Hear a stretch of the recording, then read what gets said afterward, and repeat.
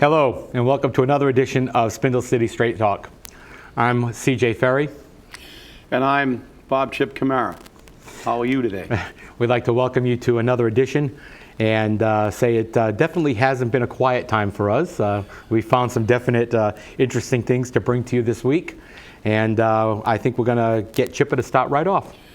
Well, we've got so much to talk about in so little time. It's election time, and there's always a lot to talk about at this time. So I guess we're going to begin with the bond rating. We've seen some press about the bond rating, and that kind of coincides with it's always good news time at election time. So, CJ, why don't you give us your spin on the bond rating? Well, the mayor held a press conference on Thursday. That was what, the 4th? The 4th, I believe. Yeah. No, the 3rd. That was the 3rd. Yeah, the 3rd of October. And he said that our bond rating took a bump from a B to an A level. And that this bond rating now shows that Fall River is in a stable economic climate. But one of the things he didn't mention in the press conference was that the Fall River bond rating has been piggybacked on the state bond rating. And that's what has bolstered the Fall River bond rating, which means that, in a way that most people will understand it, my credit sucks, so I have Chipper go and he co-signs my loans. And basically that's what's happened here. The Fall River credit sucks and the state has gone and co-signed Fall River's loans. And that's what's really happened. And that's basically helped to improve Fall River's credit rating.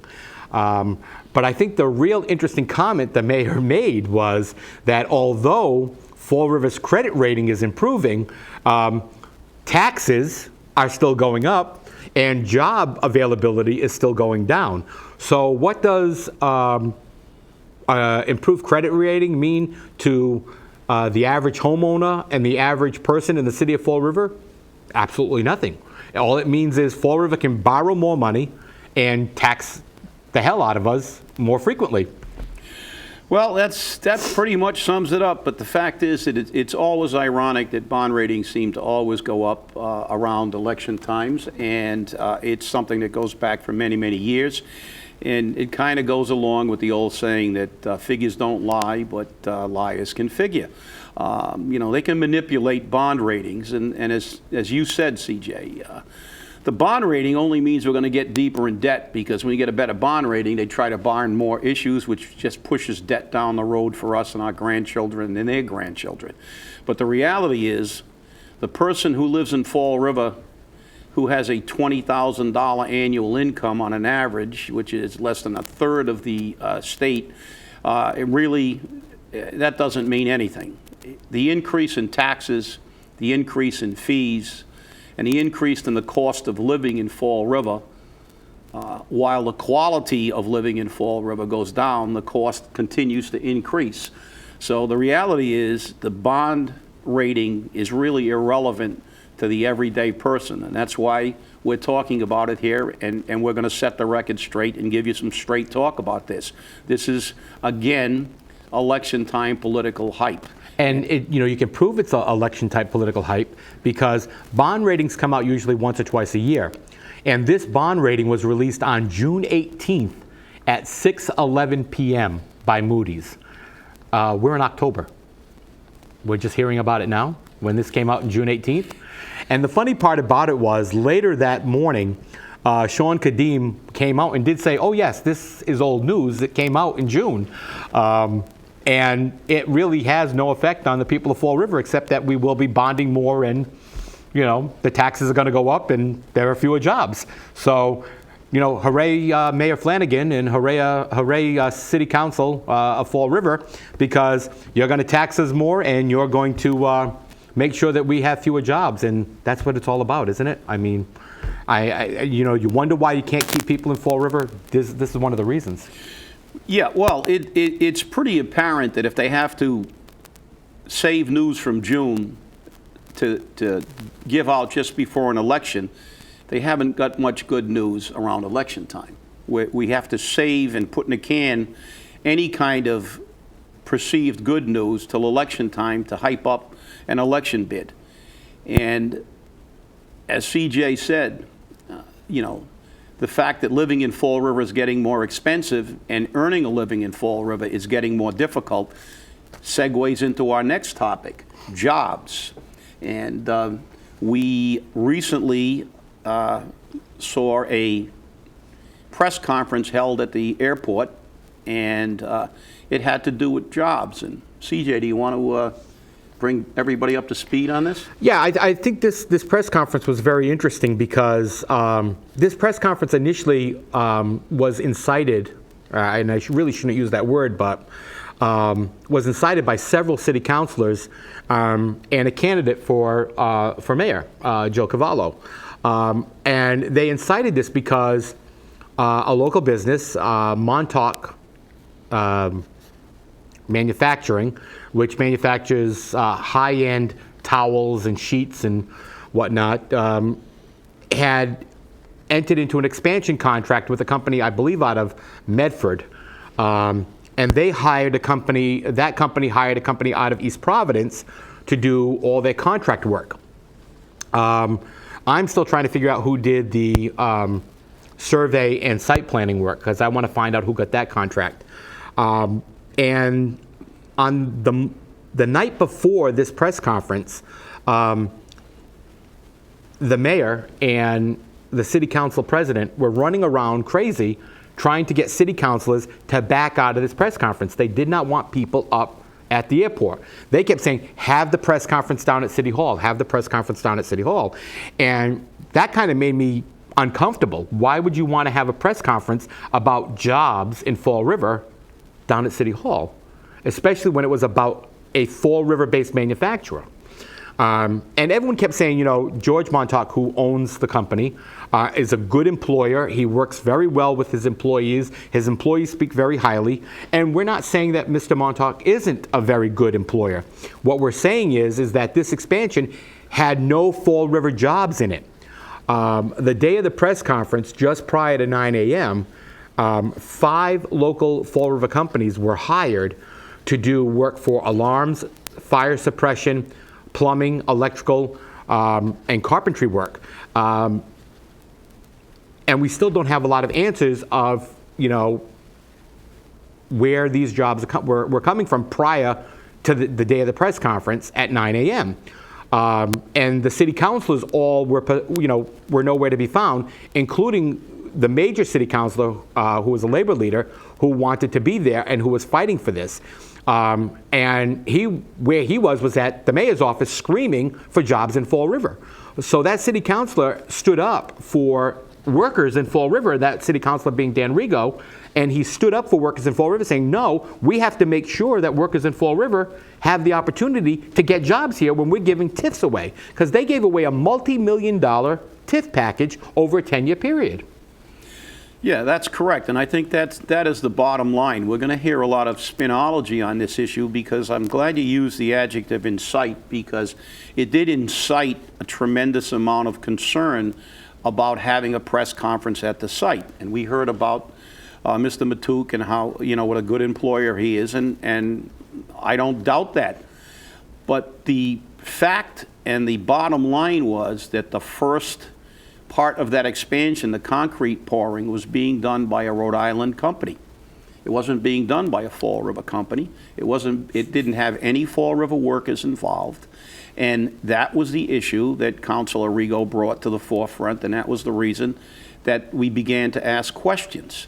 And the reality of that is that we heard during the incitement and the excitement that that Mr. Matouk had lived up to the spirit of the TIF, which says there'll be an attempt to get Fall River workers. And the spirit just says there'll be an attempt. And the attempt was, they supposedly called one Fall River concrete contractor, and they never received a return call. Now, I'm not sure about that, because in this economy, I find it difficult to believe that a contractor wouldn't get back to someone. And that may, in the eyes of many people, say that they've lived up to the spirit of the contract. However, I don't think our government and our Fall River of economic destruction lived up to their part to be aggressive to try to get Fall River people to work.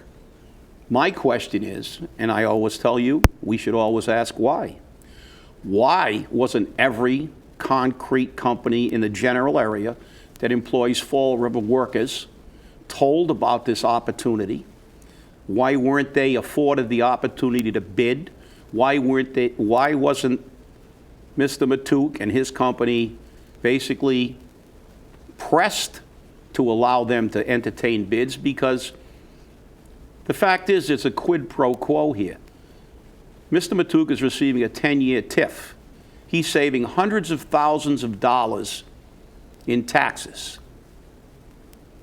And I believe that since he's getting such a break from the city of Fall River, that he owes at least the opportunity for people in Fall River to get a job. And I think that he may live up to the spirit, but I think it's up to our government to ensure that we make every single effort to put Fall River people to work. And people are going to say a lot of things. People were called many names about this press conference, and they said it didn't do any good. I think it's not coincidental that Fall River companies got the other bids. They're going to say they were there prior to, but I doubt that seriously. But a major factor was Councilor Dan Rigo went to Boston and got language to put in subsequent TIFs, which will guarantee that a percentage of the workforce on any job from any company that gets a TIF will employ Fall River people. Now, my question again is, why over the last 20 years hasn't the Fall River of economic destruction thought of something like this? And why hasn't our government pressed for something like this? Because they like backroom deals. They were very upset about the scrutiny that this press conference brought on this entire project. And that's the bottom line. The bottom line is they don't like straight talk or scrutiny. And, you know, it was very interesting because Dan Rigo went very far to make sure that this provision was put in the TIFs, because that provision guarantees 50% of the jobs. 50% go to Fall River residents. Not 50% go to Fall River companies. 50% go to Fall River residents. So if you've got a company that has a concrete contract and they have 100 people that work for them, at least 50 of them have to come from Fall River.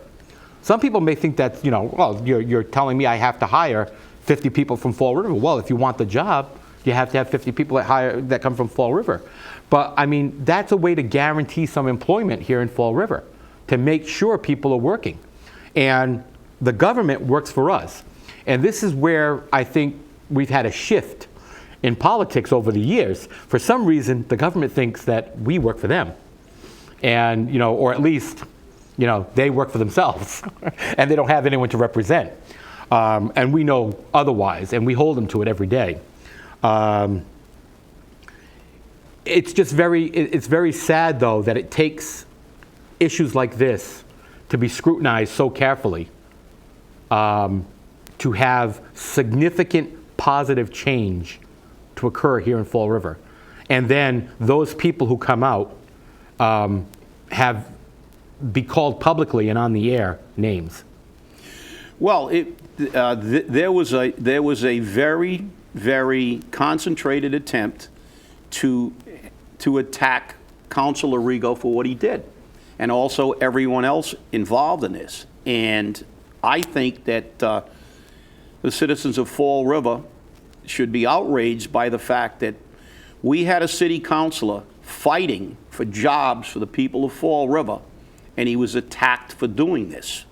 And regardless of what anybody says, I have not seen the Fall River of economic disaster or the government and the present administration, who talks about they want to make Fall River a better place and want jobs, try to market the people we already have. We hear about trying to get new business in. How about putting the people to work that live here? How about aggressively marketing businesses to use Fall River companies? And also, when someone gets a TIF, we can require it. They are saving hundreds of thousands of dollars in property taxes with those TIFs. So it is a quid pro quo. And I think that even companies that don't get TIFs should be aggressively marketed by our office of, well, we know what it is, and our government to try to put our people to work. We have the third highest unemployment rate in the state. We have the lowest per capita income for a city of our size in the state. And I think that that speaks volumes to the lack of aggressiveness that our government has had. And if anything, rather than attempt to assassinate the character of Councilor Rigo and everybody else that was involved in this, the government should be applauding his efforts, and they should be following with him. Yeah, and they should have supported the efforts here. But when threats of criminal action, sanctions, censure, when you have press entities and personalities come out and make comments that you are against jobs when obviously you're fighting for them, you have to wonder, where are their heads, and so you just say, we're going to do what we need to do, and that's why we do what we do, and we're here to make sure that people know that we're not here to take a political side. We're here to just tell it like it is. Well, apparently the people who were saying this have to have an agenda. The fact is they wanted to settle this in the back room, and that is something that we've been moving more and more toward in doing business in this city. And especially with this administration, there has been virtually no transparency. And it's not our accusations. They have been accused of this on many occasions, on many issues, of making deals in back rooms, of doing things that are not aired in the public forum for the taxpayers who are paying the bills, so we can actually see what's going on. And one of the problems with backroom deals is that no one really knows what was said or who was involved. You can speculate. Is it irony? Is it coincidence that the first contractor who was working at that site was from Providence, when our mayor has lunch in Providence virtually every day? I don't know. Maybe it's a coincidence. Maybe it's just a little bit of irony, but it does give you something to think about. Or maybe it just goes into our next subject of lies, damn lies, and more lies. Take it away, CJ. It's very interesting, because how can the mayor not know what's going on when he's making comments and he's confirming stories? The mayor went on the air. I mean, it was a rumor. We didn't report on it, and I checked our tapings, and I checked our shows because I wasn't sure if we had reported on it. But there was a rumor that had been circulating, and again, we try not to report on a lot of rumors, that the Herald News was being, an attempt to purchase the Herald News was being made by Mr. Ruggerio, owner of First Ford, mayor's friend, business associate, and alleged man who has Cosa Nostra or mob ties, was trying to buy the Herald News, and we were wondering what was going on with that, but we didn't really report on it. But the mayor confirmed it in an interview with Barry Richards on WSAR, which, by the way, we do have a copy of the interview. Immediately, Lisa Stratton of the Herald News and Gatehouse Media reported that that was untrue.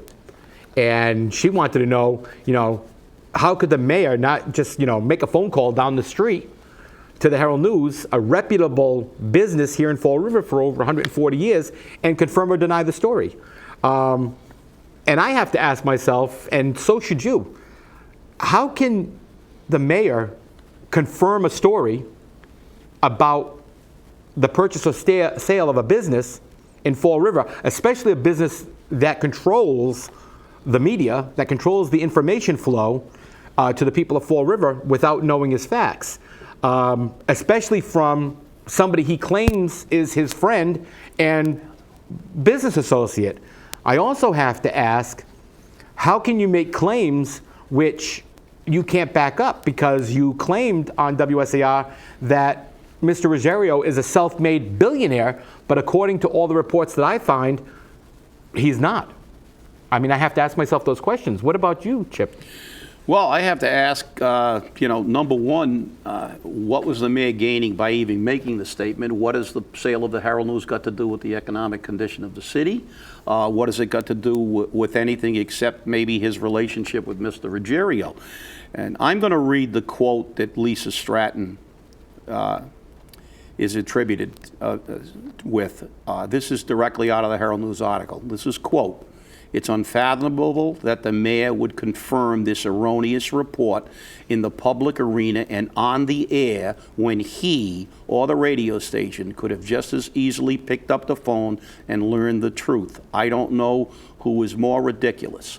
And I think that kind of says it all. Yeah. And it's actually a very scary situation when we have the chief executive officer of the city of Fall River, who apparently works on rumor and innuendo rather than fact. And how can we trust his judgment in any other arena when he does things like this? This is just absolutely, as she said, it's ridiculous. It's scary because when you think about it, because I always talk about following the money. And I've followed his campaign finances for several years now. You have to wonder, why would you make an erroneous statement? And as you said, what did you gain by making that statement? I mean, that's a lie. I mean, it's an outright lie, okay? In my opinion. And again, that's my opinion. But let's go right there first and foremost. But if Mr. Ruggerio didn't make that statement to him or did not make that bid, somebody's somewhere got their communication lines crossed, and you have to ask yourself, why would you do that?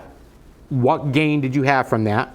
And how is that to benefit you or the city? And as you said, how can the chief executive officer of the city of Fall River operate on rumor, half-truths, or lies? You can't, how can the unions negotiating a contract with the city believe what the mayor says to them now? How can the teachers, how can the citizens, when the mayor says, I'm not going to raise your taxes, turn around and say, yeah, he's telling us the truth because look at what he did here. How can you believe what he says? Well, obviously that's a question we all have to ask, and we have to ask why. But it seems he has a very cavalier attitude about things. Just his comment that still sticks in my craw a bit is about when he said that when he was questioned about why he has lunch in Providence so often is, what's the big deal? Or something to that effect. Well, the big deal is we have restaurants in Fall River that are barely scraping to survive. If you're the mayor of this city and you want to increase the economic health of the people in Fall River, why don't you have lunch in Fall River? Why don't you have lunch in a downtown business? Why don't you do something that helps the economy of the city? And I go back to another issue is that this is another quote from the Herald News. This is the quote from a text message that was sent to a Herald News reporter by the mayor. Quote, FYI, I was told from a reliable source that Joe Ruggerio placed an offer to buy the Herald News. Unquote. Well, there's another thing that gives me a little bit of cause to pause. If the mayor's reliable sources are that unreliable, what other reliable sources is he depending on to make important decisions for the city of Fall River? And interestingly enough, that message was actually a photograph in the Herald News. The picture of that cell phone with that message in it. So you have to say, what's to be gained? It's really scaring me. And what will happen. you know, the people of Fall River deserve a lot better than what they're getting. And the problem is that they keep getting the dog and pony show, and they're believing what they see. And, you know, I think we've said this before on the show. P.T. Barnum had it right. There's a sucker born every minute. And I think he got that when he came to Fall River because it seems to be, you know, the truth be known here. We need to know what's happening and how it's happening. Fall River has a long history. Let's not make part of its history, you know, receivership or worse. We're looking at some very troubling times coming in the next couple of years. And we want to be sure that we have the right people in the right places doing the right things at the right time. That's 100% right. And we get back to something we talked about earlier in the show, the statement about the bond rating, but the kind of afterthought that taxes are going up and unemployment is still bad. But these are the things that really matter. We have to ask and pay attention. We have to ask why and pay attention to what's said. In reality, the lead of that statement was totally irrelevant to the everyday person in Fall River. You know, the bond rating means absolutely nothing to everybody except that we may go in deeper debt because now they'll be more prone to bond things with a better bond rating. But the fact that the taxes are going up and the fees are going up and that the unemployment hasn't gone down, these are the things that matter to the people who live in a tenement and are having difficulty making rent. These are the people who own houses or are on fixed incomes and who are barely making their taxes. And these are the things that really matter. And it seems as though that our government has a total disregard for what's happening in the city. Yeah, it does. And you know, with that, we're coming to the end of our show. I just want to say that it's up to you. It's not just about going into the ballot box and checking it out. It's about calling your city councilor, your mayor, your school committee member, and asking them questions and telling them what you want. And with that, I'm CJ Ferry. And I'm Chip Camara. Remember, ask why and hold their feet to the fire. This is Spindle City Straight Talk, and we'll see you next time. Thanks for viewing.